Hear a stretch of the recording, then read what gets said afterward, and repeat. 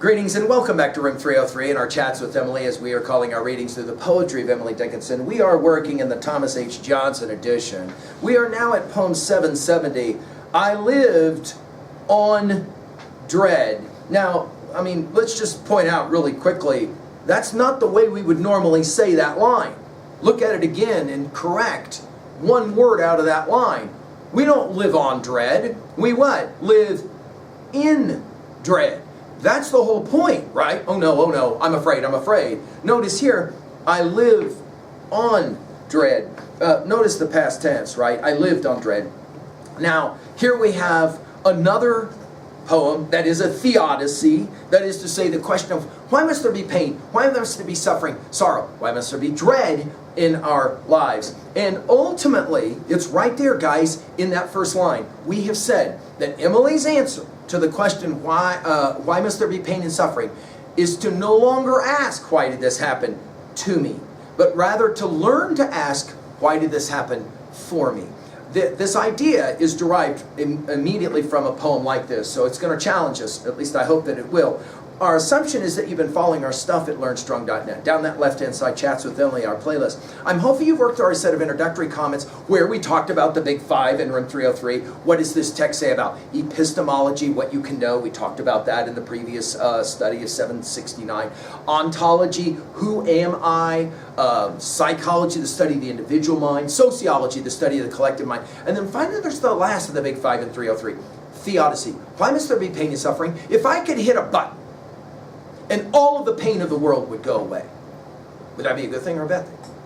If I could flip a switch and all of the suffering in the world goes away immediately for everyone, good thing or bad thing? That's the theodicy question. Along with, of course, for Emily and for a whole bunch of people, wait a minute. So the world was created by an all-loving, all-powerful deity. Well, then explain how there's so much pain and suffering in the world. Emily will wrestle with this over and over again. She's going to come to a very intriguing answer here. This is Emily, the psychologist, Emily, the survivor as well. She says it this way. I lived on dread. To those who know, the stimulus there is in danger. Other impetus is numb and vitalous, as 'twere a spur upon the soul. A fear will urge it where to go without the specter's aid were challenging despair. Now, there's all kinds of other poems that I'm going to reference to you, so get ready to take some notes. I'm not going to read all of these. I'm just going to share with you. You will remember this use of the word dread when we did 281, 348, 358. We'll see it again in 1123 and 1251. We'll see it again as well in 1595 and 1733. Emily, you could argue, along with Dante, is one of the great poets of dread. If I were to challenge you right now to write down even what that word means to you, you would probably find yourself back up to poem 768. You'll remember it. And the day that I despaired, right? Despair, dread, concern for, almost irrational concern for something that's coming in the future. Oh no, what's coming? She says, I lived on that. Now, it isn't clear that she's saying she still does, but she does make the argument that pain is a propedeutic. Whoa. Propedeutic. Over and related to instructional. This is Plato. We're back to Emily's study of Plato.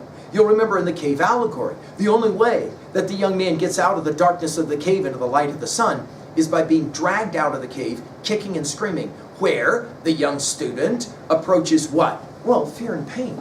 Why? Because there's always fear involved in new learning. And all learning that's of any great importance always seems to involve a certain kind of fear as well. Dare we call it dread. To those who know, it's an interesting line. In other words, it takes practice to come to this recognition moment. This is why we will say that Emily's theodicy is to say, no longer ask, why did this happen to me, but rather learn. And you've got to underline the word learn.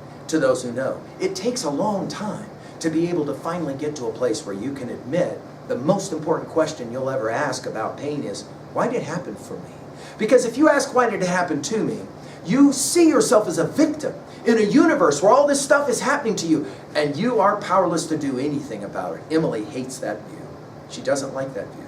She rather likes the view that no matter what happens to me, I have the capacity to learn how to learn from it, especially if it's painful. Especially if it's painful.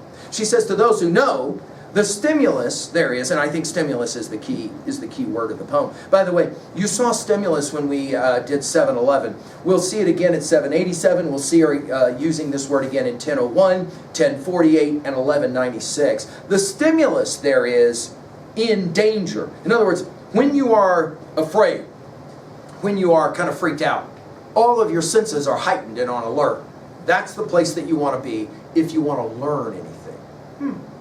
Again, pure Plato, right? Pure Plato. Other impetus is numb. Impetus is an interesting word. By the way, we'll see it again when we get to 779.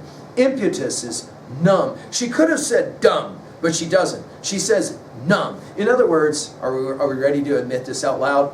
When things are going well, we're usually half awake, half asleep. It's the nature of it, right?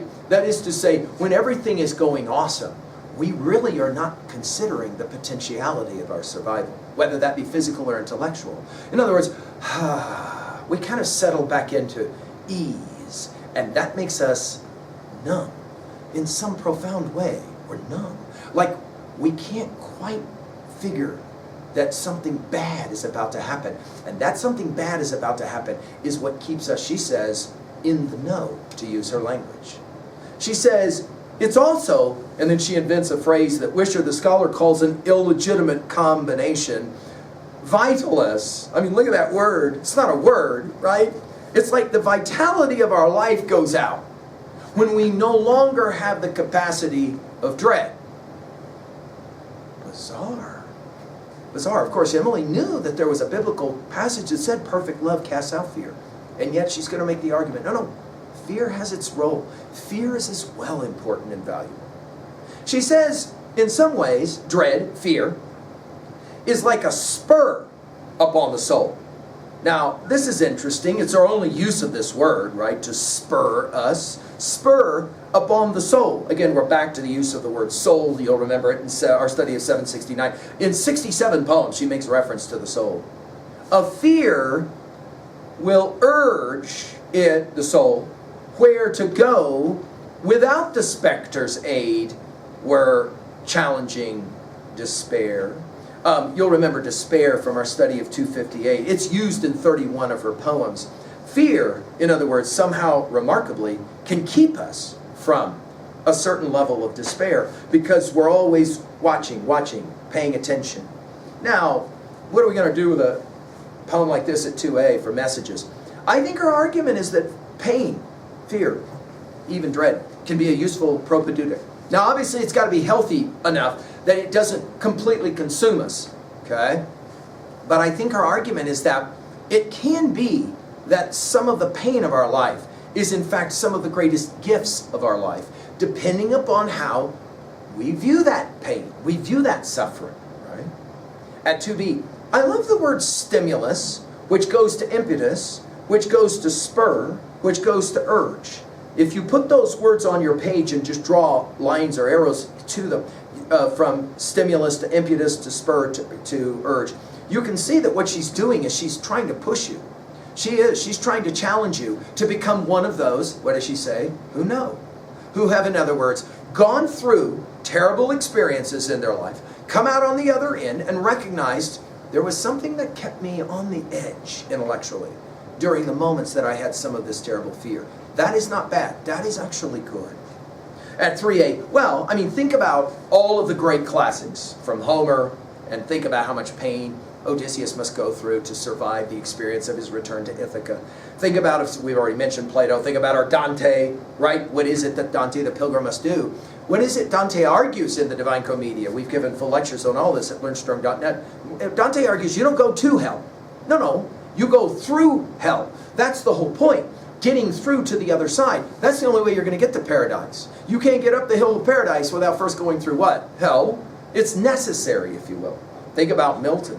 Also, playing a very similar kind of game. All of these writers will try to point out the value of dread or fear. Finally, at 3b, to own a poem like this for yourself, what was a time when dread, fear, actually helped you to keep the edge, to be sharp? And in that regards, maybe it was useful. Thank you.